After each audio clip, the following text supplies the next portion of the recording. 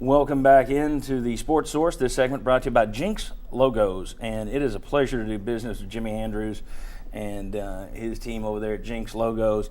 Do a tremendous job. I know there are a lot of business people out there who are always wanting to get coffee mugs with their logo on it, who are wanting to get shirts for a golf tournament, who are wanting to get jackets for their sales team.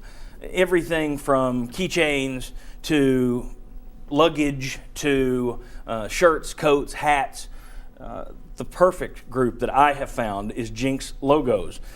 They do remarkable work and their pricing is incredible, but the key that I found with dealing with Jimmy, it's relationships. Those of you out there who are in that market, trust me, you can't do any better than to call Jimmy Andrews. And we have Chuck Cavaleris over at the Wipey board right now who's wearing a Sports Source shirt provided by Jinx Logos. Good looking shirt. That's the kind of stuff they can do for you at Jinx Logos. Okay, and you can see the phone number right there on the monitor. I wanted to take a look at the comings and goings on Tennessee's basketball team in this segment, where folks are going to, where folks are coming from.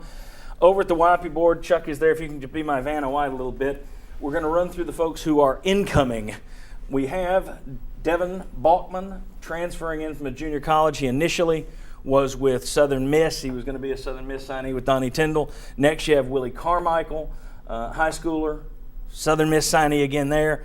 Now you drop down, you've got a guy that graduated from IUPUI. That is Indiana University, Purdue University of Indiana, which I still don't know what the hell that means. He is the brother of India Childs, the former Lady Vol softball player. Graduate transferring in for a year. Next one down, you have Jabari McGee from Hargraves Academy, prep school coming in. Eric McKnight is the one that was dismissed but graduated from Florida Gulf Coast. Then you have Dietrich Mostella. He's the one who went to a prep school. He was initially lined up for Oklahoma State, then Pittsburgh. Sounds pretty good. But he's had academic issues, still waiting to pass the clearinghouse.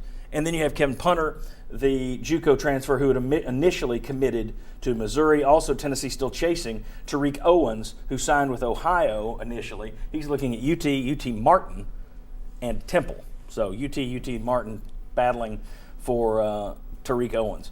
Now let's take a look at the outbound guys. All right, Chuck. Larry Austin, who is a Conzo Martin signee, he is going to Xavier. All right.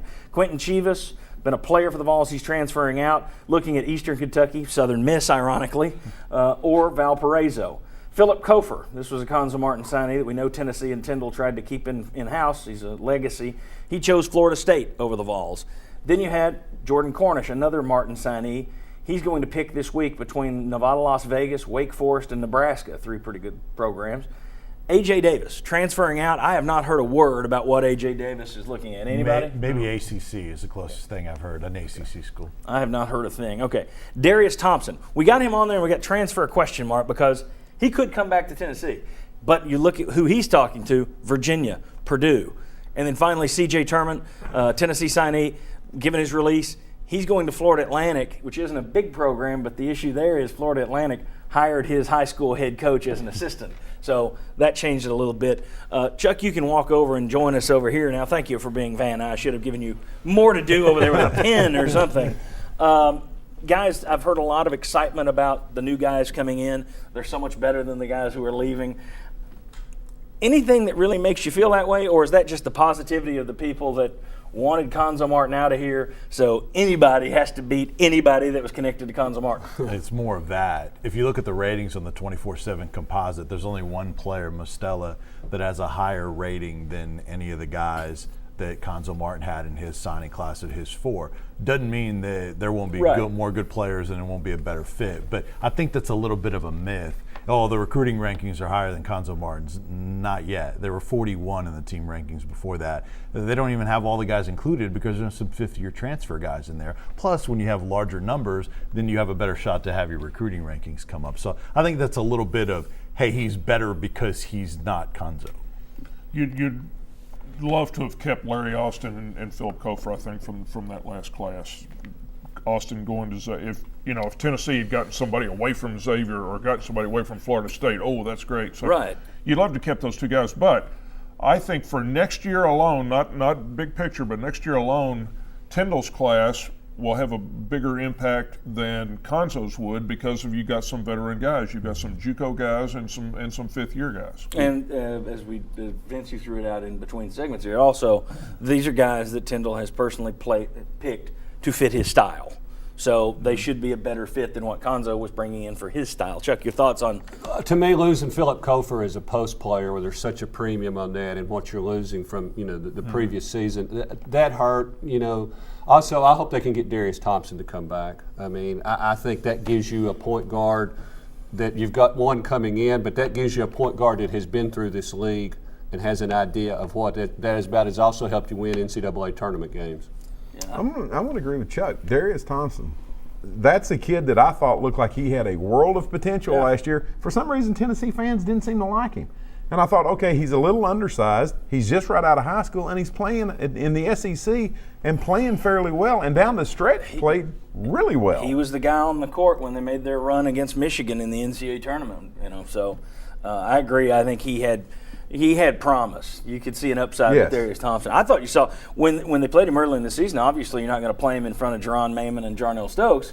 But early in the season, I thought A.J. Davis showed some flashes of a kid who might be a decent player down the road. But to me, there's this talk of getting all these superstars in here. Yeah. Well, let's calm down, because the guys that are coming in are connected to IUPUI, Florida Gulf Coast. You had a Missouri commitment.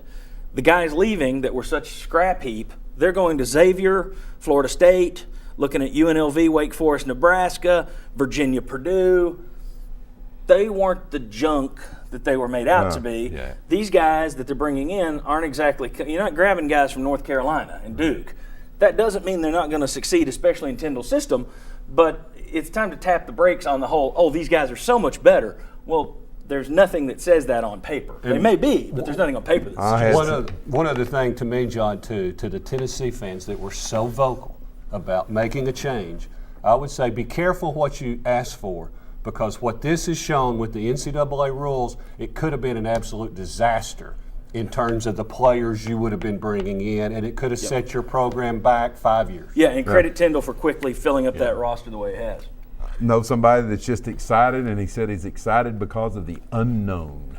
And I'm like, I just don't get that. The unknown is better than the known. The unknown is better than the known. So. What were you going to say, Victor? No, I was just going to say it could get even better in terms of elite guys. They're looking at a kid from Georgia Tech, and he's a former 5-star. He would have to sit for a year, right? But still. But that could be your first kind of guy from a big program. You could. I think you have to be positive about Donnie Tyndall. He obviously can connect with kids. There's no question. But this first class, I think it's time to tap the brakes a bit on the. You've already recruited the greatest collection of players in history. I think they're still going to have their struggles. If you look at Mississippi State's team the last couple of years, they just had a coaching change and just brought in who knows where they got these guys, and they've been awful. And that could have been what happened to Tennessee. But I believe, we don't know for sure, but I believe Tyndall has brought in a group that will be better. Tennessee will not go down to Mississippi State level. Lord, hope not. That would be a crummy 3 or 4 months of television shows. All right, when we come back, more UT and NFL talk. Come on back on the Sports Source. You are watching East Tennessee's first and only year-round sports talk show on television.